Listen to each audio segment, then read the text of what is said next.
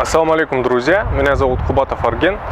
В соцсетях ходит очень много вопросов насчет партии Чонгазат, и мы будем вести блог. Сегодня нашим первым интервьюером будет Сымық Жапыкеев. Мы у него будем брать интервью. Поехали.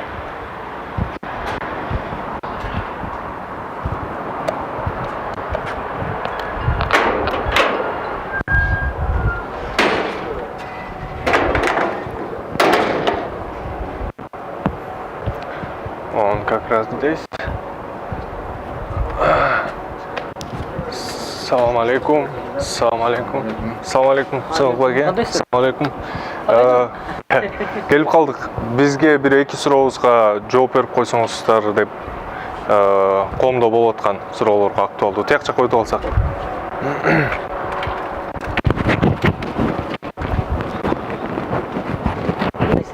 Жакшы, өзүңөр?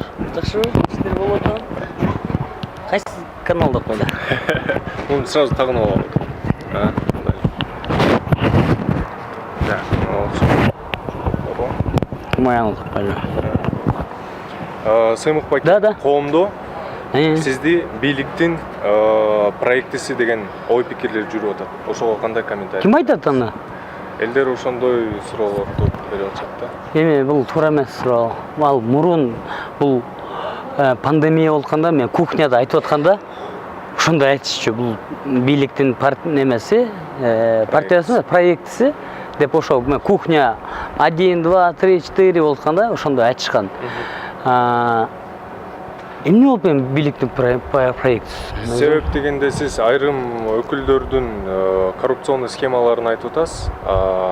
Мисалы үчүн ошол эле Жумалиев, Сарпашев, Муралиев, башка ошол эле Раим Матраимов жөнүндө эч кандай айткан жок деген. Ушу Раим Матраимов тажатты мени. Бүт бары Сымық деп мага айтышат да, сен айтпайсың Раимди депчи.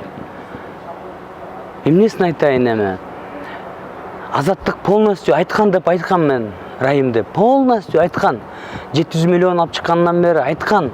Билебиз аны, эл билет. Ошону эле билем мен.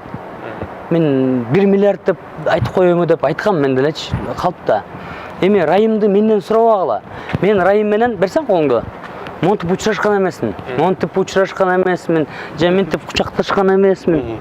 Понимаешь? Мен көргөн эмесмин. Мен аны телевизордон да көргөн эмесмин. Мен аны интернеттен көргөм. Бир эле обращениясын көргөм. Болду. Ал Раимди силер деген билесиздер кимден сурагыла? Жанар Акаевтан сурагыла. Ошонун тойгуланып Жанар Акаев жүргөн ошол жакта. Жогорку кеңеште 5 жыл отурду Матраимовдун байкеси менен. Ушу Жанардан сурагыла. 4 жолу тоюна баргам дейт. Келдибеков Раим ата дегенде кол чаап жыргап отурган. Ошо Жанар Акаевтан сурагылачы. Же Азаттыктан сурасын. Биз Раим менен такыр кайнасак каныбыз кошулбайт. Тууганчылыгыбыз да жок. Эми баарына жетебиз, Кудай буйрса. Биз коррупцияны баштасак, биз деген мындай башынан баштап келатканбыз да. Башынан баштаганда эле Жумалиев менен сотко берип, иш козготуп, анан 3 ай ошолор менен эле жүрдүм. Такыр бу колум бошобой койду. Эми азыр шайлоого кеттик. Ошол эле. Айрым кишилер, өкүлдөр ошо бийликке өзүнүн ой пикирин, кандайдыр бир нааразычылыгын айтканда, аларга аябай катуу басым көргөзүлүп атат да. Сиз мисалы үчүн ошол эле видеого кечирим суратып атышат, эметип атышат. Сизге эч кандай андай басымдык көргөзүлдү ошол? Эми кысым, басым абдан болду. Берес мындайраак туруп алалы, мындай туруп алалы. Кысым, басым абдан болду. Кысым, басым болду. Коркутканым болду. Бирок эми биз коркпойбуз. Коркпойбуз. Мени кечирим суратчу да мен шпана эмесмин. Жер көчөдө бир бала эмесмин. Кечирим сураткандай. Мен деген подполковник юстициямен. Анан мен эмнеге кечирим суратышат? Эмнеге? Бул Конституциянын 2-чи беренесинде турат, ар бир жаран өзүнүн оюн толук айтканга укуктуу депчи. Биз айттык, бул это демократия деп коет турабы? Ошол? акыркы суроо мындай эле так койсок. Акыркы суроо сиз өзүңүздү жогорку кеңеште депутат катары көрүп атасызбы азыр? Жок, мен талапкер катары көрүп атам азыр. Эгерде эл шайласа, анда депутат болобуз. Депутат болсок, элге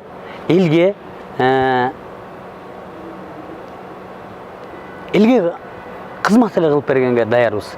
Мен мисалы биз олигархтын эмеси болгондо, мисалчы, biz 20-30 milyon dolar çaçıp alıp gelip elde oylabайбыз да. Ошон үчүн эл өзү эле билиш керек. Азыр кедей анан бай деп эле экиге бөлүндүк. Оштук анан чүйлүк деп бөлүнбөйбүз. Кедей анан бай деп эле. Могу байлардын баары ушул коррупциялык методдор менен ушу байып 30 жылдан бери куратып келишти. Эми ошонун баарына каршы туралы деген эле ой бизде. Ошол калыстыкты алып келсек, акыйкаттыкты, адилеттүүлүктү алып келсек, анан ошондо кандай проект келсе дагы ошол проект менен иштейт. Ал жок болсо иштебейт бир да проект. Эми биздин орус тилиндеги көрүүчүлөрүбүзгө кайрылып кетсек, вот Сымый Хасыбекович, вас считают проектом провластным. Это неправда. Это неправда. Если я был бы провластным, то на меня не возбуждали бы 2 уголовных дел.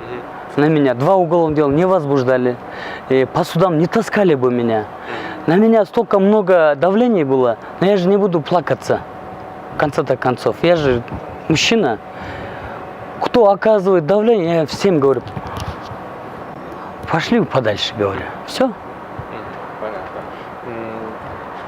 Еще ходит, почему так говорят провластных, что Сымый Хасыбеков это проект провластных? Потому что вы озвучиваете проблему определенных, коррупционной схемы определенных лиц, того же Джумалиева, скажем, но промолчали про Раима Матраимова и считают, что он финансирует вас и вообще партию. Это правда ли и какие комментарии? Вот коррупцию надо смотреть у истоков. У истоков стоял Акаев, да, потом Бакиев, потом вот так идет, да? Сначала мы хотели про Джумалиева, который никто не знает. Никто не знает, он был премьер-министром, он кем только не был, да? Я про него говорил. Потом я не успел про всех сказать, потому что я начал про Джумалиева говорить, они сразу начали иск подавать. Иск подали сразу, и не было у меня времени. Мне по судам, по следствиям затаскали. До Раима, например, говоришь, да? История до Раима тоже дойдет. Тоже дойдет. Я с Раимом вот так не общался. Я же говорю, вот так, за руку вот так не держался, вот так не обнимался, да? Спрашивайте у Джанара Акаева. Он 4 раза ходил на той. Когда Келдибеков говорил Раимата, фонд Раимата, Джанар хлопал, радовался и аплодировал. Джанар Акаев работал с братом Матраимова 5 лет. Он хорошо знает. Спрашивайте у Джанара Акаева. Есть ли у вас контакты или нет? Да, то есть... Да, у меня никаких контактов нету. Я перед Богом, перед народом, у меня совесть чиста. И последний вопрос. Да. Вы баллотируетесь в депутаты. Вы видите себя как депутат Кенеша? Просто в социальных сетях еще ходят ваши выступления, где вы говорите, что вы хотите стать генеральным прокурором, будете бороться с коррупцией. Да, это бороться с коррупцией, независимо от того, что я буду депутатом, генпрокурором, да, или просто буду простым гражданином, мы будем бороться. Как лидер движения Чонгазат мы будем бороться. Вижу ли я себя депутатом? Я сейчас вижу себя кандидатом в депутаты. А если народ выберет нас, без денег, без ничего, патриотов выберет, конечно, мы только будем от имени народа, в пользу народа говорить, в пользу государства. Только будем говорить и писать хорошие, конкретные законы, которые облегчат жизнь граждан.